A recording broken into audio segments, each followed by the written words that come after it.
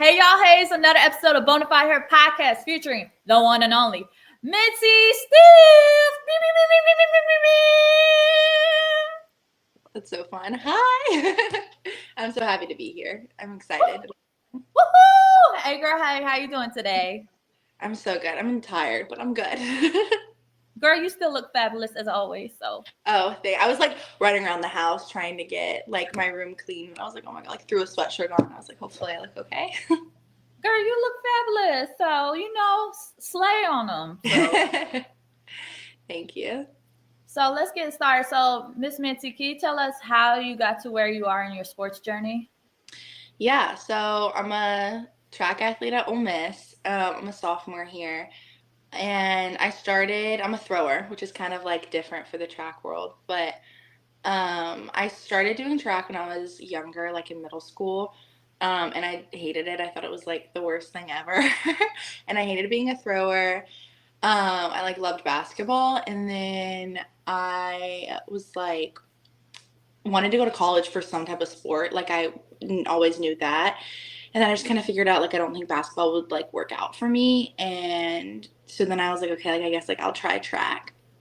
And then COVID happened my freshman year, and I like didn't really have anything to do, so I just trained a lot. And then my sophomore year came around, and I ended up breaking like the Tennessee state record for shot put. And it was like, I don't know, kind of like a big deal at the time. And it was like cool and fun. And then I went to my first like nationals, like high school nationals, and I was humbled so quickly.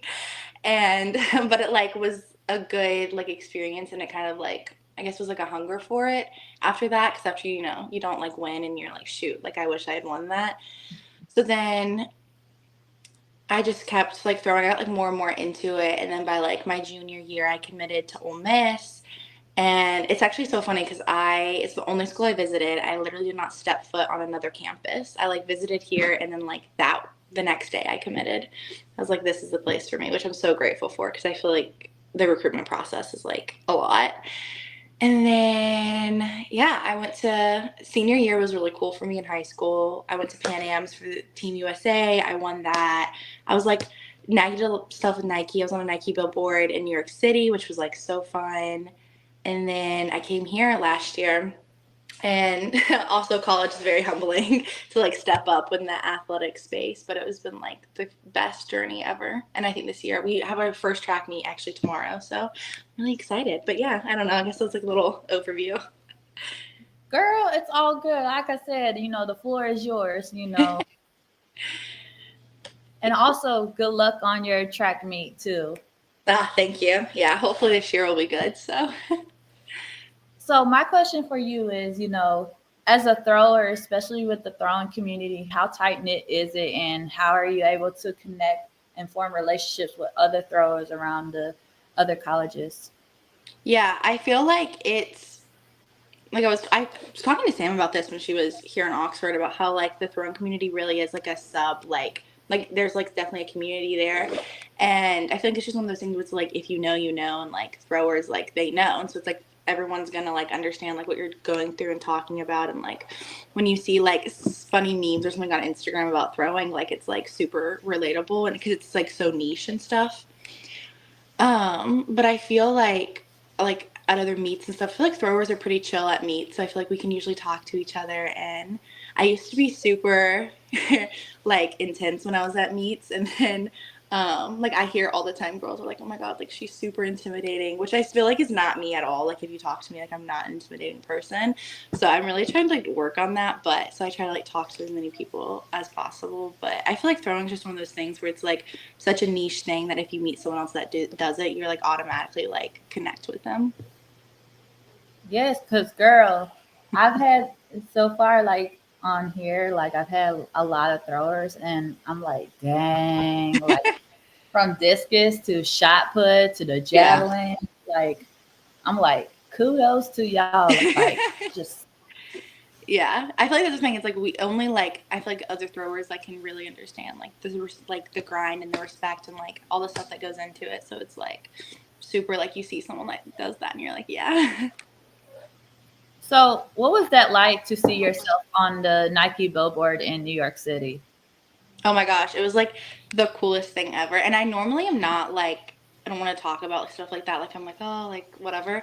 But like that one, I'm like, it was like such a cool experience. Like the photo shoot was so fun. Like getting my makeup done, like it just like felt very like, I don't know, because I also think like throwing and like being like not like a size zero and like be like a sprinter, like it's like very different. And so I feel like it was very like feminine of me to do. Like I don't know, that kind of sounds weird, but it was just like it was like super girly and fun and like it was like I seriously think like I wish everyone could do an experience like that. And then like to see yourself up there, it was just like really a surreal moment. And but it was one of those things where it was like, wow, like this is like such a cool life that I get to live, you know?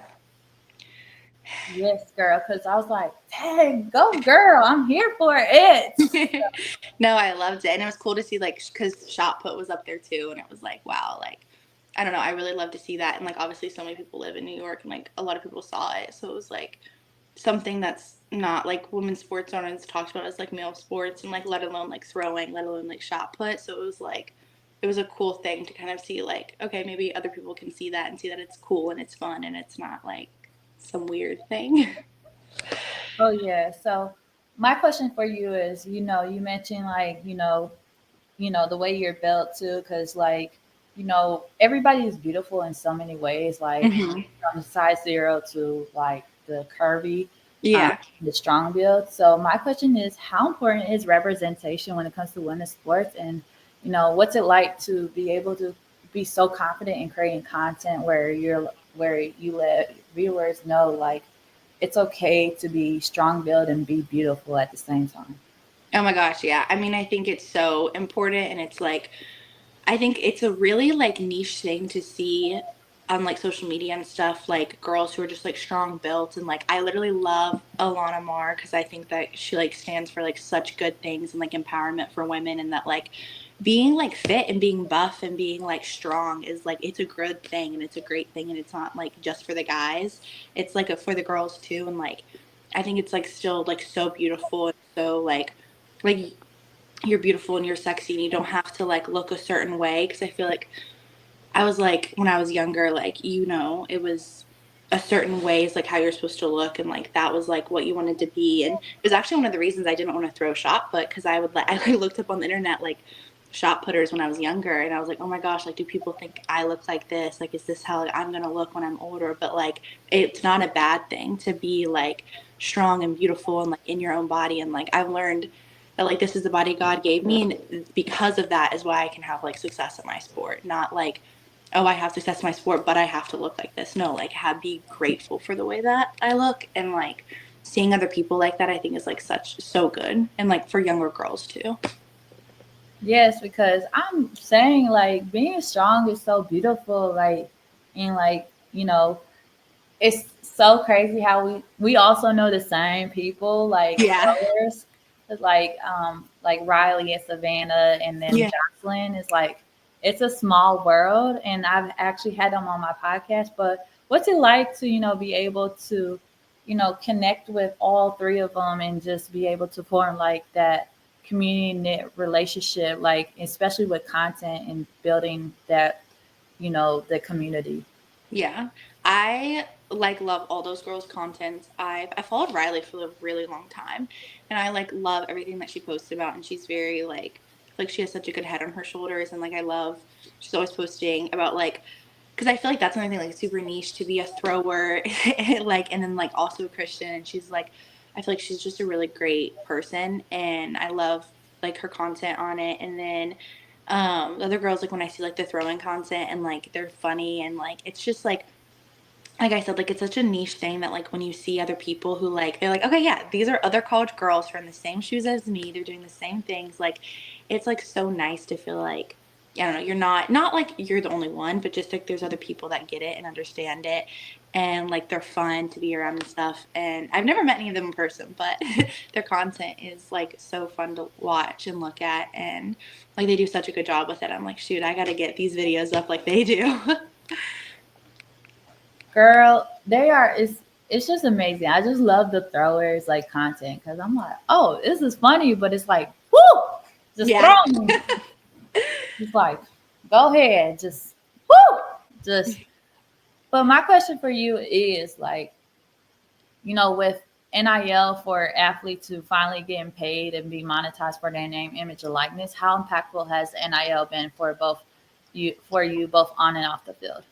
Yeah, I think with NIL and just like the whole like new space that's coming with it, I mean, there's a lot of good things and there's a lot of like I think things that can be like hard. And I think just with everything with like the SEC like roster cuts and like just like money in general, I think it can be difficult. But then like NIL is like the back end of it is like you have the opportunities for all that stuff, which is like so great and everything. And I think as long as like women's sports continue to like grow in people like caring and wanting to look at it and all of that, like I think that's so good for us. So I think it's just kind of like one of those things where it's like I'm not gonna say like I'm one of those people that's getting like benefiting a ton from it, but like hopefully like one day I can, because like that's a door that like is possible for me now, which is good. Um, but it's definitely like tricky. Like I feel like it's harder than like necessarily led on to be. Just because like again, I think if you're like a football player that's like playing all the time, like it's like that's great for you. But then to be, like a smaller field event, like it can be a little more challenging. Oh yeah, because I just it's continued to grow, but also like I just wish there was no limits to Yeah. like NIL because now it's almost seemed like they're about to put limits to where like you can do this, but you can't do Yeah. that. It's like nitpicking. So it's like Yeah. just allow them to be themselves and get paid for it. Yes, no. I mean, I think it's definitely one of those things where it's like every year it changes and it gets like a little different, and so it's just kind of like you just gotta figure it out as you go and just keep your fingers crossed that it all works out for you in the end. Girl, yes. And you know, from the track aspect for you, like who is someone that you look up to, whether it's both on and off the field? Oh my gosh. Honestly, like my head coach, Coach Connie Price Smith, like is like the most incredible human being I've ever met in my entire life. And like I'm like I obviously she's was an insane athlete. Like she went to 5 Olympics. Like she just was like insane in her time and everything. And now as like a head coach and like as a person, she's just like the kindest human being I've ever met. Like she's so nice. She's like always there for us. Like genuinely, I think if there's one person that like I wish I could be, like it would be her. Like I strive every day to like walk into a room and like people, she just like holds people's respect. She's like such a respectable person and athlete and like the most incredible head coach. And I think, like there's no one better to look up to than her. What are some advices that she has like given or just things that she has given that you like apply to through your life? Yeah, I think like the biggest one, and this is like something that I like think about, but it's hard to always implement. Um, but she just said it so well. Is like some days are gonna be crap and they're gonna be hard, but you just like keep coming up and you keep showing up, and it's like okay, you're gonna have crappy days, or like you might have a crappy meet, but you just like you don't just go home and sulk. You go home, you work harder, and you show up the next meet and you do better. Or you show up the next meet and you have a crappy meet again.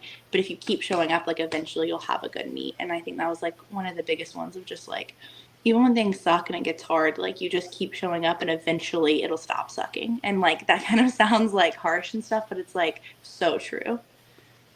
Girl, yes. So, Yeah. yes. Yeah, I know. She was killing it on that. I was like, you're so right.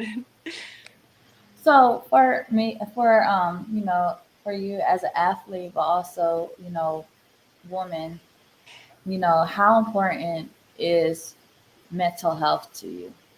Oh my gosh, that is so important. It's like one of my biggest things that I wish like could be talked about more, because I think being an athlete, like so much of it is mental. And when I was in high school, like it's crazy because like I did super well in high school. Like I was a very like good athlete. Like I did great things. Like I won nationals, all these things. But like mentally, like I had such a challenging time in high school. And like when I got to college, I was just like I can't do that. Like it's so draining. You know what I mean? Like even if your body is like peaked and like ready to like compete for 10 years, if you mentally aren't ready for it, then it's like that is so like that's so much more detrimental, I think, in my opinion.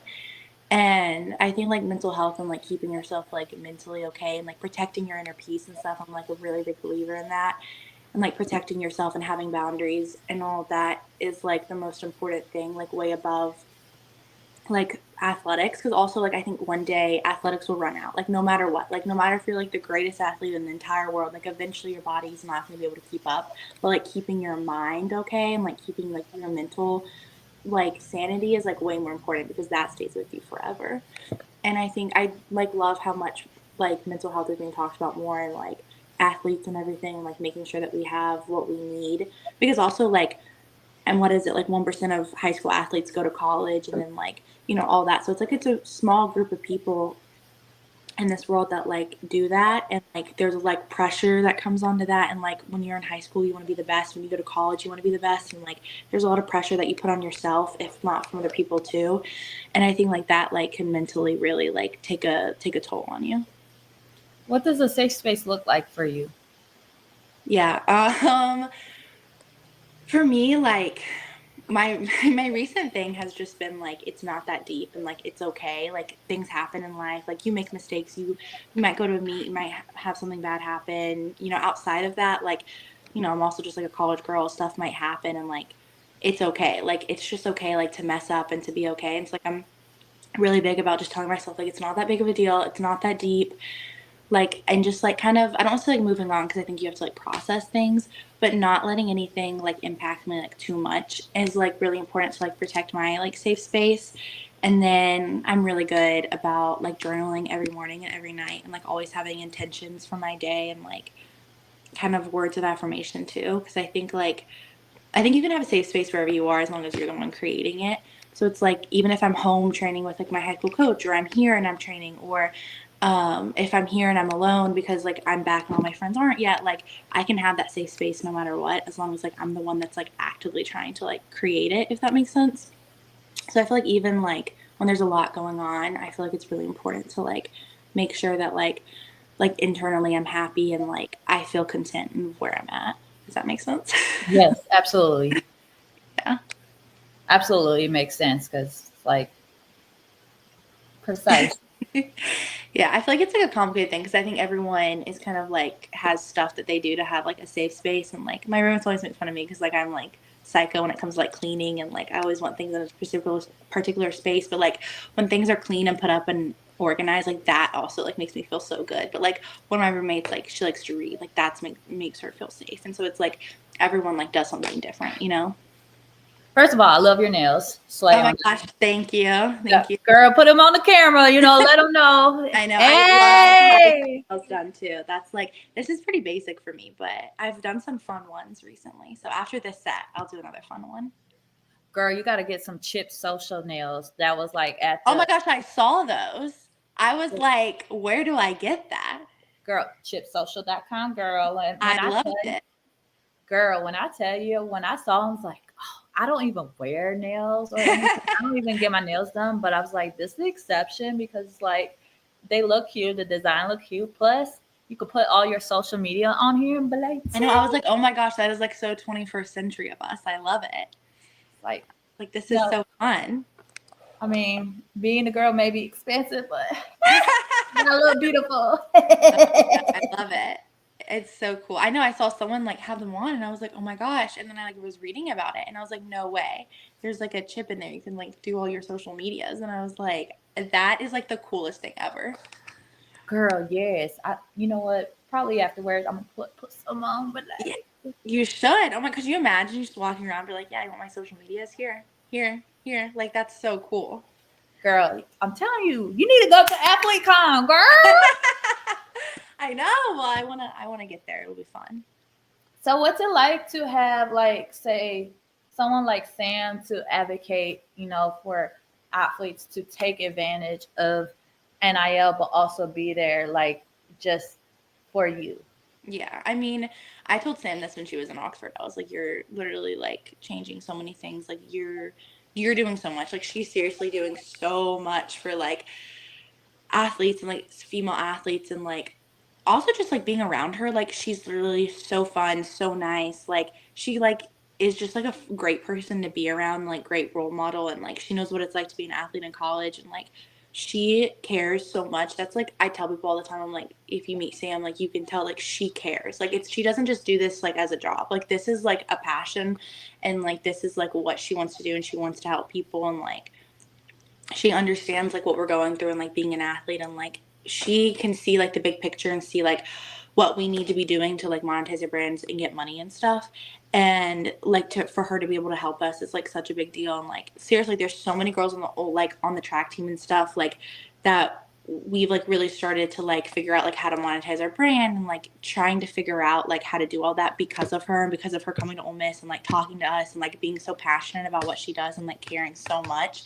And like she's made such an impact here, like I know she's made such an impact like everywhere else too. And so it's like I don't know, it's like she seriously is like such a godsend and like such a blessing. And oh my gosh, I'm gonna have to text her after this and be like, you're the best. But no, she's like incredible. And like to have someone that can like stand up for us and like tell us what we're doing or what we need to be doing and like kind of like lead us and like help us is like the best.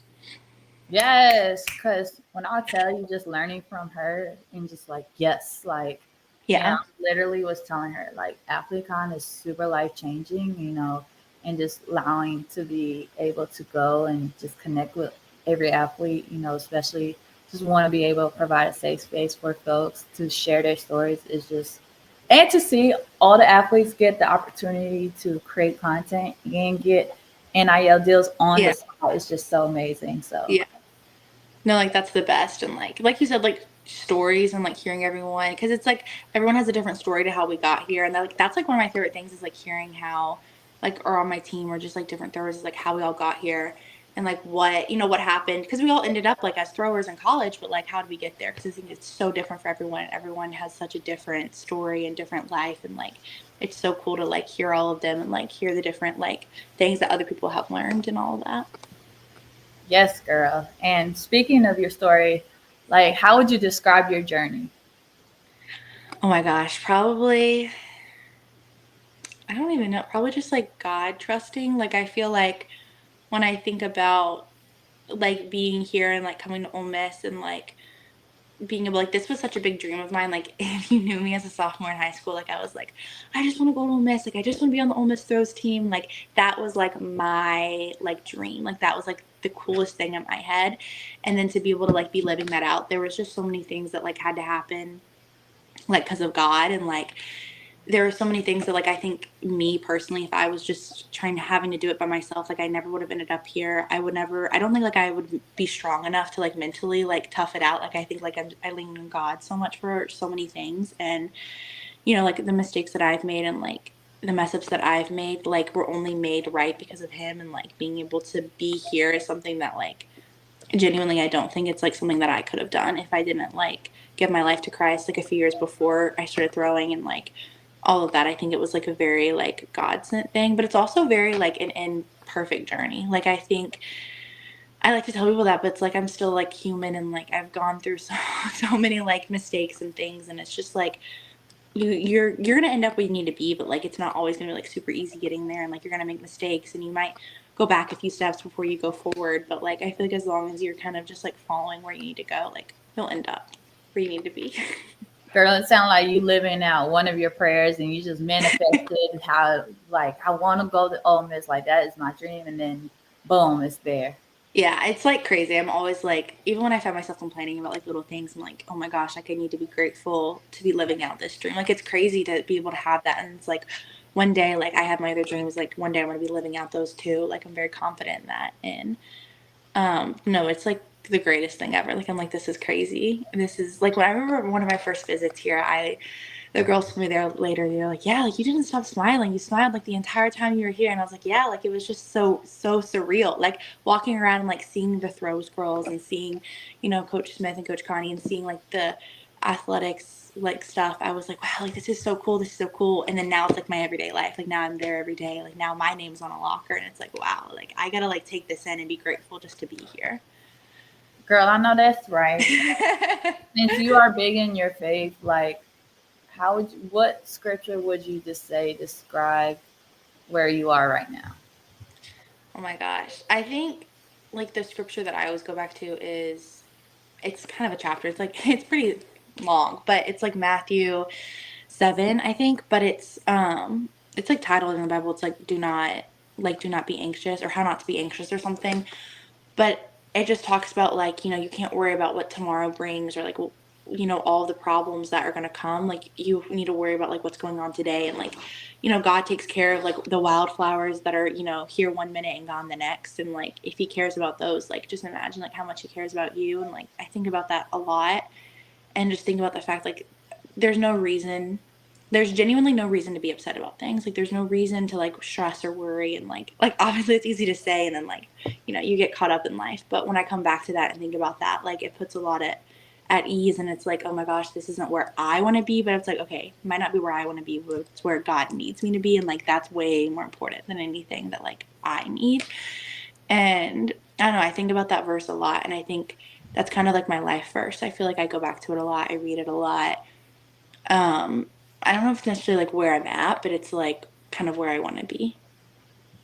Girl, yes, because folks don't understand how real performance anxiety is, especially with practice and Yeah. meets. It's like it's so real. Yeah, it's like, it's definitely like harder. And usually I feel like it's like one of those things where it's like you just got to get yourself into a mindset where it's like a just like, I just want to win. I'm like kind of like a just like I'm a dog mindset, and just like, you're there to do it. But sometimes like it comes up where it's just like, shoot, like what if I don't perform well, like, oh my gosh, like what if I don't throw what I need to throw, what if I don't make it to nationals, what if this, what if that. And like when those questions start creeping in, like it can get challenging. And it's like hard to admit that, because you don't want to admit that to people, and people be like, oh, like you're weak minded. But it's like, you're not, you're human. And like, it's okay to admit that you have those questions or those concerns or those anxieties, as long as you kind of have to just figure out like what works for you to like overcome that. Girl, yes. Let them know what it is. Yeah. So I always ask my guests this question. Bonafide means unique and authentic. So what makes Miss Mensi stiff? Bonafide, what makes your story stands out? Oh my gosh, I think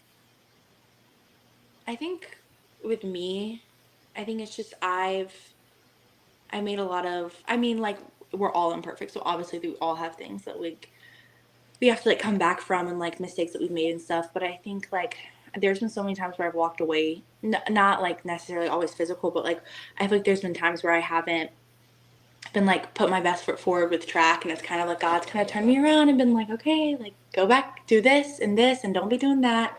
And I think like for me that's like my biggest, like, if I wish I could tell anyone anything, it'd just be like, it's okay to make mistakes, it's okay to get turned around every now and again.